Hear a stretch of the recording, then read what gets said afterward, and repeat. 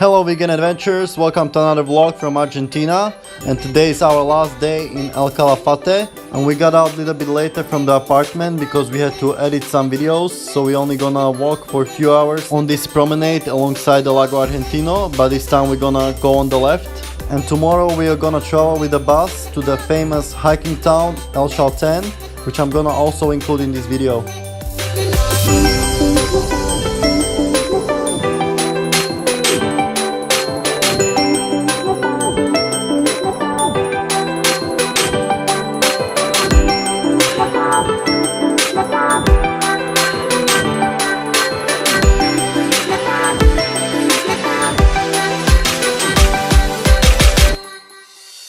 On the way we came across this children's playground, and we had to try some of these swings and slides to release our inner child.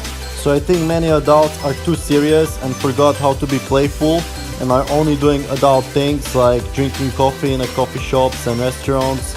But I think being playful and releasing your inner child is really important for your mental health.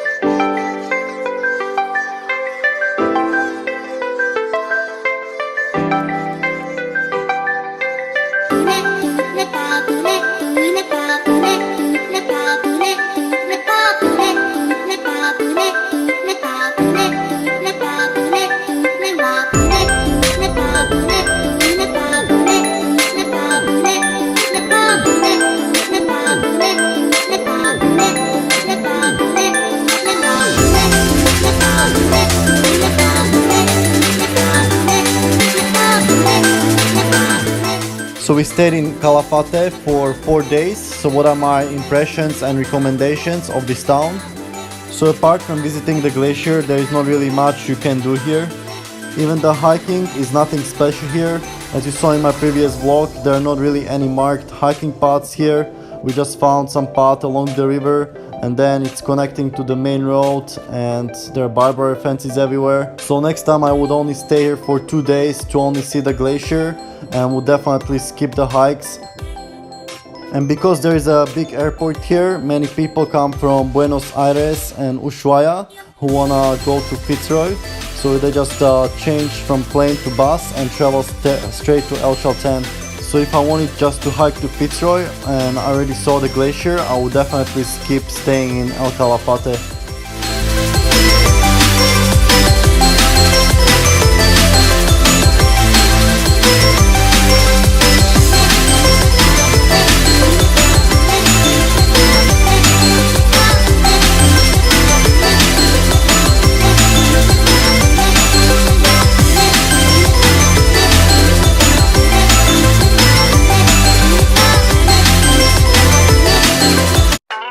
Good morning, so here we are already next day near the bus station.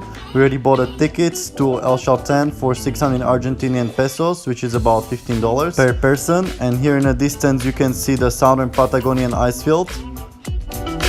And we have about 1 hour till the bus departure, so we're just gonna walk around a little bit as we're gonna be sitting for the next 3 hours.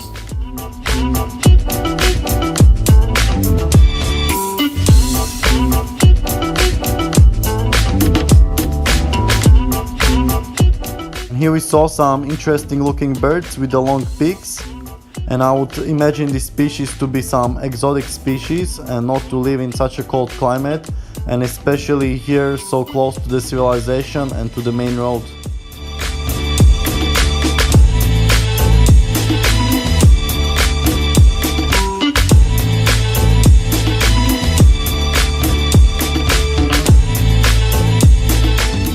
So this is kind of the level of symbiosis of wild animals and people, I would imagine, in a future where animals don't have to be scared of people that they're gonna kill them for food.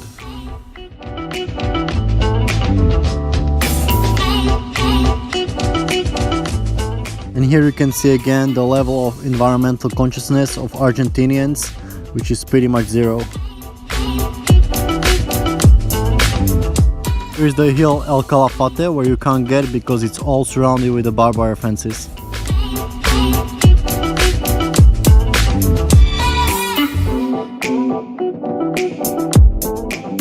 And here we see these birds again, even in front of the houses.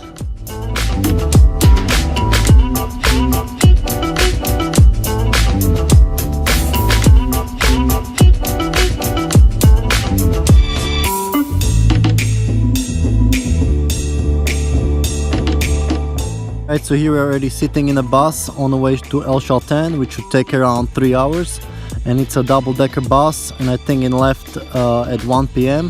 and it costs 600 Argentinian pesos, which is around $15 per person. Before we got in the bus, there was one thing that really shocked me. So when we were putting our luggage in the luggage department, there was a guy who was helping to put the luggage, and he asked every person pretty much to give him tips. So it was kind of like he was begging. So even though the ticket is pretty expensive, he was still expected you to give him some money so he can just throw your luggage up there.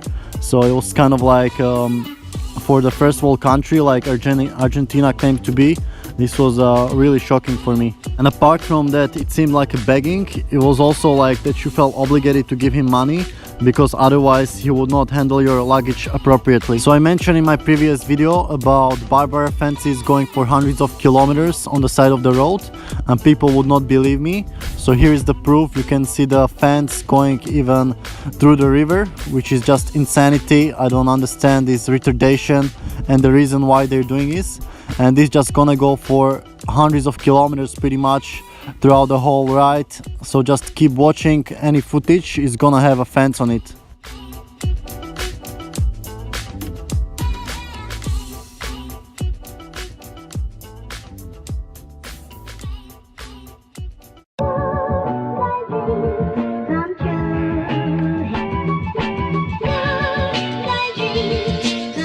After researching about the reason why they build these large-scale fences, I found that maybe they can be built to protect the wildlife. But after I found out that the scientists agree that it's not really good way to protect wildlife, as you saw in my previous video, the llamas get strangled in the fences and it prevents the natural migration.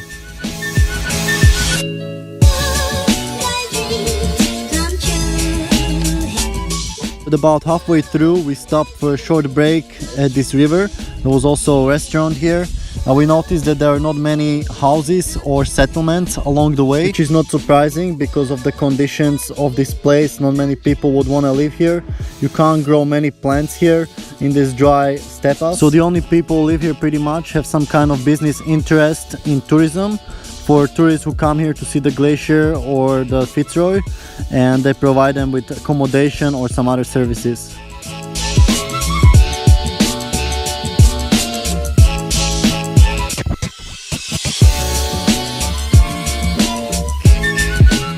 On this map we can see that the road will soon be passing by Lago Viedma, which is one of the biggest lakes in Argentina, and then we'll turn on the left to again continue along the lake until El Chalten.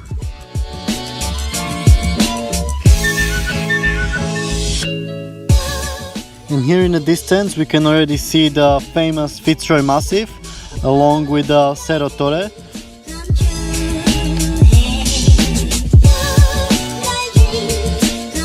But even though it seemed near, we still have to go around Lago Viedma and have more than 100 kilometers to El Chalten.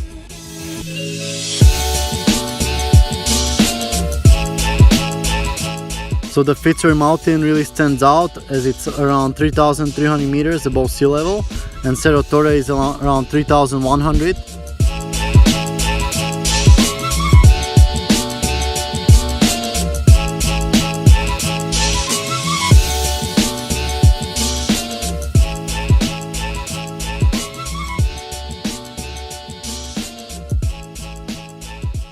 And now I'm having lunch of sweet baked potatoes. Again, it's really healthy, whole foods, vegan. And as I said before, the sweet potatoes are cheaper in Argentina than normal potatoes.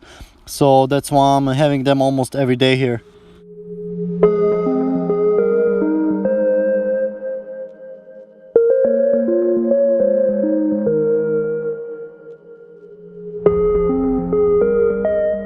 So the whiteness that you see in the background is the vast southern Patagonian ice field, which is the third largest ice field in the world after Antarctica and Greenland, and also third largest freshwater source.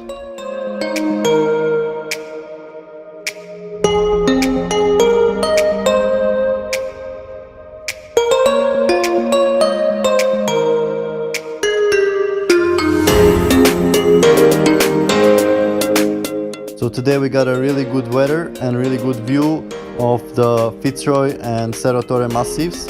So the Fitzroy is the one on the right, the highest one, and Cerro Torre is the needle in the middle. And Sanya told me not to record so much from the bus, as we're gonna get even better view when we come to El Chalten. But little did we know, the weather is gonna get so bad that for the next week that we're gonna be here, the Cerro Torre mountain is gonna be in clouds. So this is pretty much the last footage we got of Cerro Torre, but we're gonna see Fitzroy again.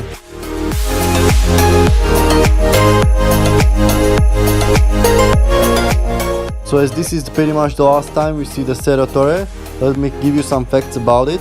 Cerro Torre, 3,128 meters high, is one of the mountains of southern Patagonian icefield.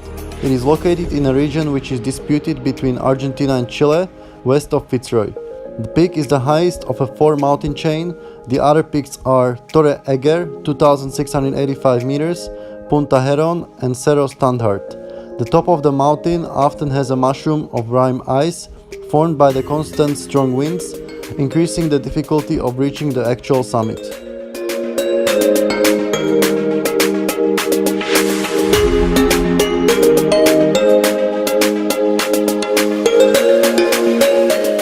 And here you can see the Viedma Glacier, which is like the second biggest glacier in South America.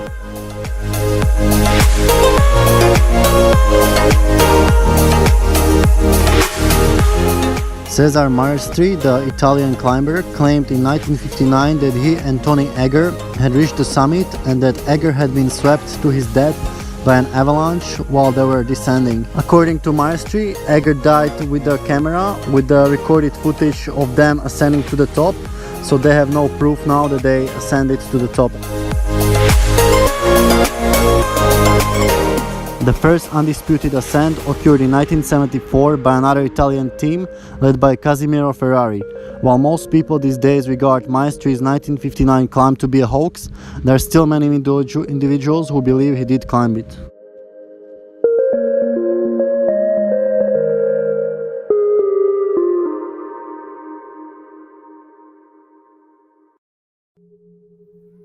Cerro Torre is famous not for its height, but rather its nasty weather, its very long pointed shape and challenging technical climbs. The Patagonian ice cap is located near it, which causes Pacific storms that drop lots of precipitation and adds power to the winds, making them fearsome.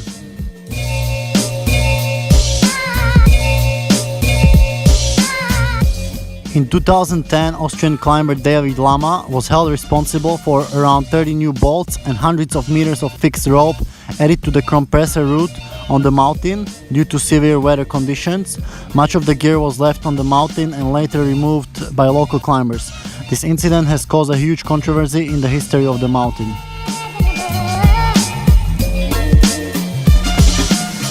In 1970, the Italian alpinist Cesare Maestri was condemned for placing more than 400 bolts up the mountain with a compressor machine. That's why it's called compressor route. Later, Hayden Kennedy and Jason Crook took out the bolts left along compressor route. These two were detained and the bolts got confiscated by Argentinian police. Everything you said they already knew, more or less. Well, here's something that you didn't know. 2 of those special atomic bombs haven't gone off. So at about 4 p.m. the bus stopped at this visitor center just before El Chalten, and we got a little presentation here about the possibilities of hiking and more information of the national park. Have that in mind, so that you work with us to preserve, to take care of this beautiful place. This, what you find in front of you is the trails, the different trails. There are some things that are short to do, like in half a day, and there are others that you will spend a little bit more, like and the different animals are inside, different flora and fauna. So Laguna de los Tres is a whole day trek. There are two possibilities. Starting from the entrance, this sign, at the end of this avenue, San Martin, you will find the entrance. From here to Laguna de los Tres is 12 kilometers in one direction, so it's 24. If you're going from Hostería El Pilar, is another recommendation. Thank you for that big one. Each time I kiss you and hold you, life is one big symphony.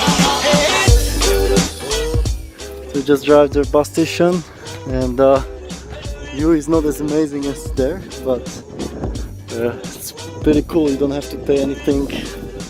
So we're used to in South America paying for everything, and here is everything for free so far. We'll see what's going on. There's also backpackers and hikers. So they say this is the capital of hiking in South America, and yeah, it looks really amazing as well. There's not many trees. The trees start more up there.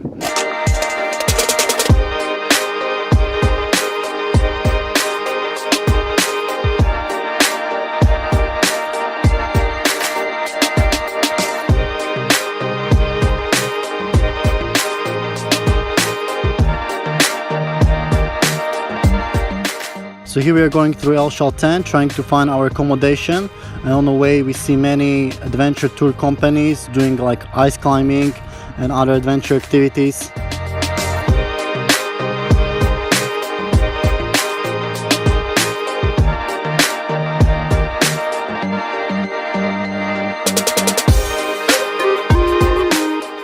So if we knew that today was the last day that we were able to see the Cerro Torre, we would definitely go for some little hike, some viewpoint to see it more and take some more pictures, but we had no idea that the weather is gonna get so bad. So we just went for a little exploration walk around El Chalten in the evening.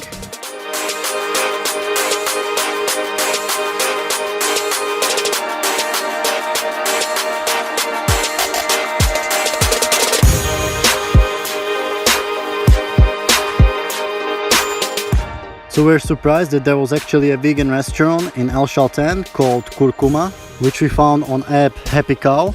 So it's quite unusual for a little town like this to have a vegan restaurant, but again there are many hikers here who are usually environmentally and health conscious, so I would not be surprised if a vegan business was doing really well here.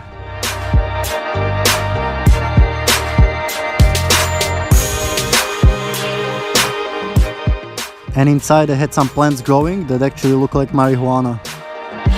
And for a drink we ordered this ginger lemonade, and for the main meal I ordered these tacos, which had mostly raw ingredients, and Sanya ordered a burger which came as a patty with the rice. So that's it for today. I hope you enjoyed the vlog, and stay tuned for our big hikes in El Chalten, especially the Fitzroy hike. And for now, stay healthy and stay adventurous!